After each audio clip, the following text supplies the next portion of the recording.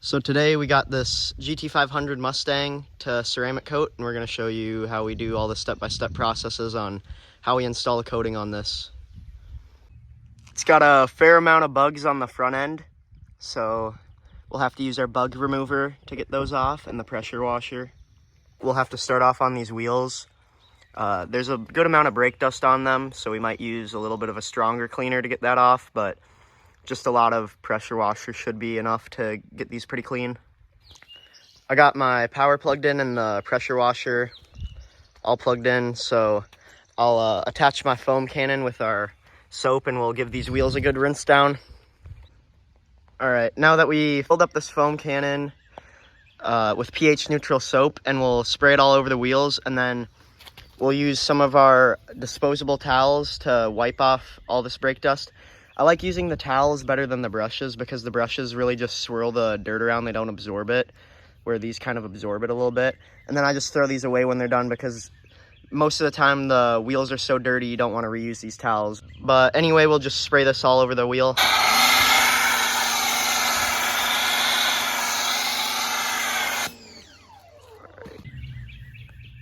Alright, so now all I'm doing is just going with gentle pressure on each of these spokes because you don't want to scratch up the wheel, but you want to remove all this brake dust. So you don't want to sit there and like scrub it super hard, but just enough to like wipe up all this soap and everything that's on the wheel. And then another thing is when working in direct sunlight, you want to kind of work fast. So you can kind of see the steam coming off of the wheel because all that water is evaporating so fast from the sun. So we want to be kind of quicker on the sun side of things. So it's better to do this like fully in shade, preferably not under a tree though, because sometimes the tree can blow like leaves, saplings, sticks, stuff like that all over your car, and then you're just cleaning it all over again and doing all the prep work before you can actually even get to the coating part of things. These coating applications even take me 8 to 10 hours, even as a professional on this size of a car. If it's like a bigger truck or something, it'll take obviously a lot more amount of time because I have to get up on a ladder to get on the roof and stuff. But you just want to take your time with these things because even me as a professional that does this with professional grade stuff, like I have this foam cannon instead of having to use like a little hand sprayer all over this car, so it makes it a lot nicer. So just minor stuff like that makes time go by way quicker. So I'd assume if you're someone that wants to do this at home and trying it out yourself, it may take you even a couple days just to kind of learn how and get it to be as perfect as you want it on your car. So the next step after doing the wheels would be to clean any of like the dirtier parts off of the car. This car only has really one spot, which is all these bugs. So if there was like salt up on where the wheel sprays, up on this fender right here, all along this little area, and like on the back wheel, that's what I would first start doing. Or if there was mud, I would first start off by pressure washing that off. But there's really just bugs, so we got this bug remover spray, and we're just going to spray it on where these bugs are, which is really just the front bumper and the windshield. So the windshield has a little bit of bugs on it too, so I'm just going to lightly mist this part. So once it's like that, we'll let the bug remover spray work a little bit and eat most of those bug guts off so that they'll pressure wash off really easily. If you don't have a bug remover, you actually can scratch the paint by trying to like rub those bugs off. So this is actually really helpful.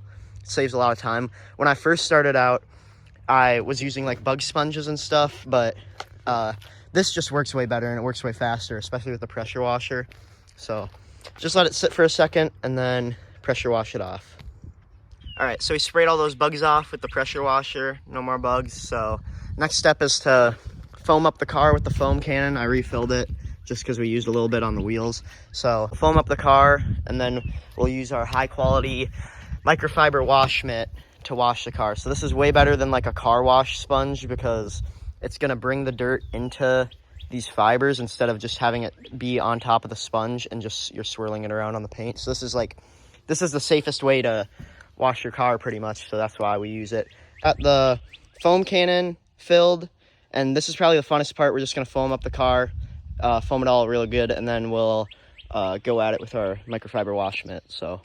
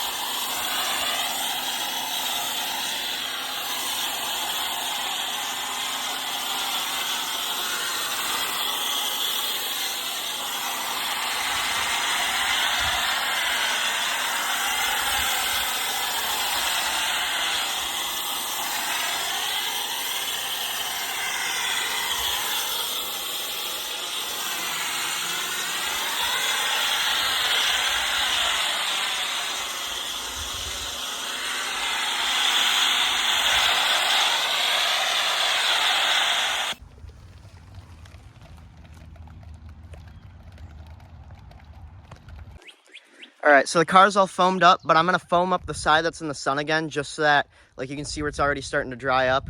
We don't want that to dry up in the sun because it'll leave little etchings on the paintwork, so we're just gonna keep it nice and cool.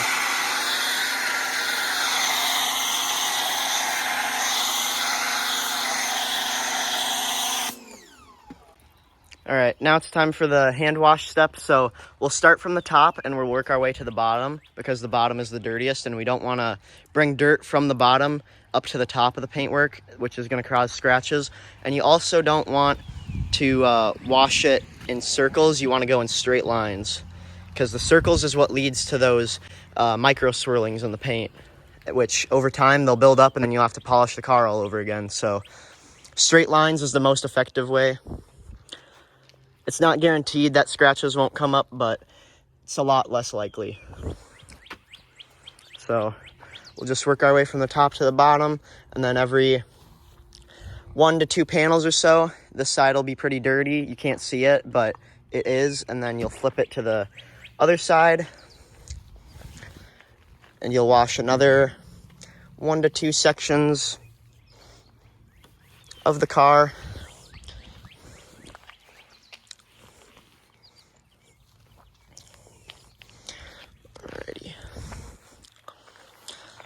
And then once this wash pad is completely dirty, we'll go back to where the pressure washer is and we'll just pressure wash it off. Instead of using like a bucket full of water, we just pressure wash this off and it gets it really clean.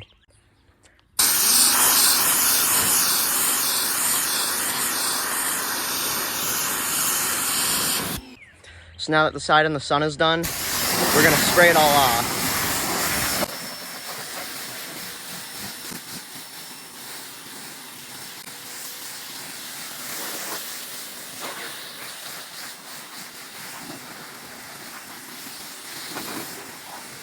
Now that everything is all rinsed off, we'll use our drying towel. It's super soft and really thick, so it's not going to scratch the paint, and we just wipe it, and it all comes off in one dry. This is all dry, but this is all wet.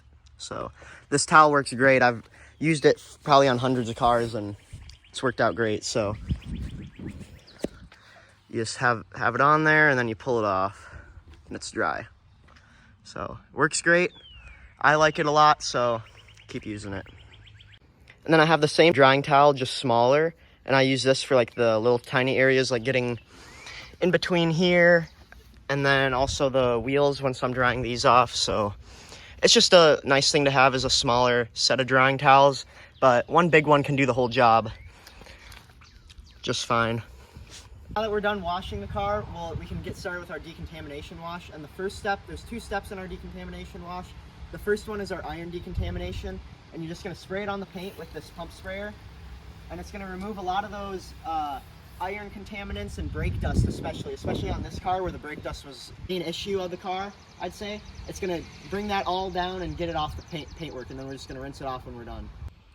For our mechanical decontamination step, we have our clay bar. So there's two different types of clay materials. This one's the actual bar, and this one has been pretty used, I'd say. I only use this one on the wheels and in like the tight spots around the car that I can't get to with this thing. But this has like the synthetic clay material on top of this mitt, and then the other side there's nothing. So you use this side, and you just, with the soaps from the foam cannon, you scrub down with like a medium grade pressure all over the paintwork. This saves a ton of time compared to this. So this makes the clay bar step maybe about 20-30 minutes or so, whereas if I was doing it with this on the whole car, it would take like 2 to 3 hours. So this is about 40 bucks. You can find them for maybe like 30 bucks too on Amazon, and then these are like $2. They come in like sets of like 6 or something, so you have to buy like a $15 one to get them. But I really like using this, and it works great, works just as good if not better than these. So the next step is to polish out the car. This is going to get rid of all the scratches and swirls in the car's paint. Make it perfect before you put on the coating, because if you put on the coating and you don't do this step, it'll exaggerate all the scratches and swirls in the car's paintwork, so it'll make them more noticeable. And then you want it to look perfect as well before you're going to put on a coating that's super hard and durable and is going to last for 10 years. So we got this dual orbital polisher, and we're just going to do a little light polish because the car doesn't even really need that much of a polish, but we'll just make it perfect before we put on the coating. Also, before polishing, be sure to tape up any trim pieces and plastics that can't get polish on them. Is polishing the longest, Ed? Yeah, polishing does take the longest. It takes about 2 to 3 hours at least for a car this size, and then with big trucks it gets even bigger when we have to get up on like the ladder, and we only work in small areas like this, and each small area takes us about 5 to 10 minutes, so add that on the whole car and it takes us about 2 hours, 3 hours. So yeah, this is for sure the longest part and why it costs so much. So there's different types of ceramic coatings. The ones that we have are actually the real ones, where they're in a bottle and they're liquid based and then they go on the car as a solid. There are spray-on ones where it's just spray-on that don't last as long. They last anywhere from like 6 months to 8 months about. And then they're definitely not going to survive through a Minnesota winter either. I've done a couple cars with that, and the salt just eats it away instantly. So we have these different types of coatings. We have a glass coating, we have wheel coatings, and then we have paint coatings. So each one's specific to each type. So each one has different amounts of silicon dioxide in them.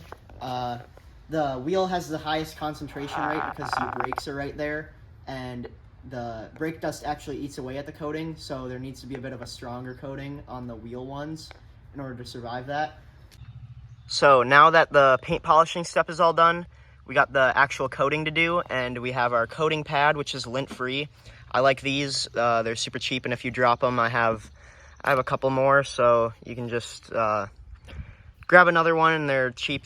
If you drop it on the ground, do not keep using it. Just grab another one and reprime the pad and stuff, because if you get dirt on this, like from the ground or something, it's going to get into this, and then you're just going to be scratching the car as you're putting the coating on, which is like the exact opposite of what you want to do. First, start off by taking off the lid, and then you'll prime the pad by putting a good amount of the coating on the actual pad itself, about that much or so. And then from every section off, you'll work in 2 by 2 foot sections. You'll put about that much coating on the pad. So once the pad is primed, you really only put a couple drops on it, and then you go. Actually putting the coating on, you work in 2 by 2 foot sections, and you go make a box around the surface area, and then you fill in the box.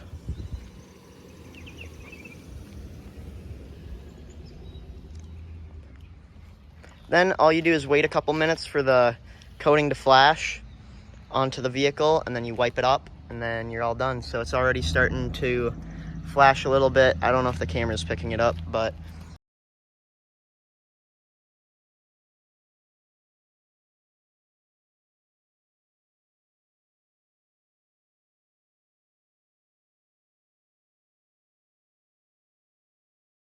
we will come back 48 hours after installing the coating and do a maintenance wash to make sure that the coating has been applied everywhere and that the water is beating everywhere just as it should.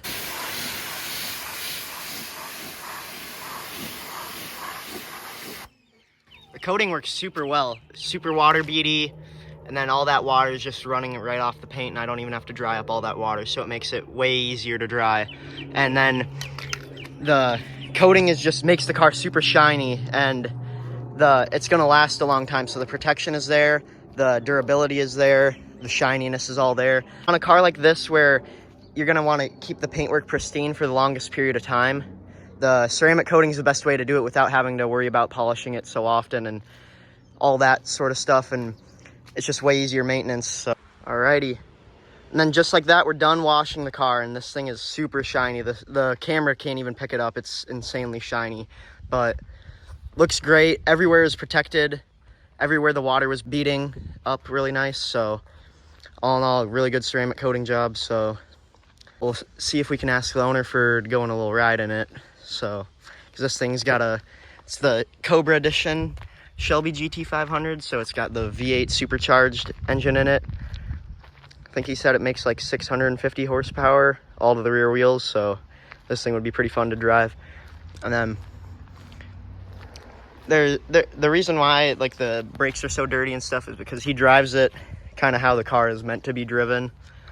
Burnouts, drifts, all that sort of stuff, so really cool.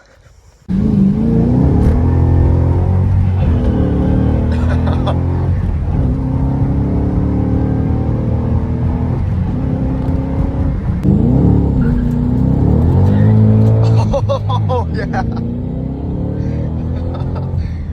Jeez. That was squealing tires to like 45. Oh, I don't do better than that.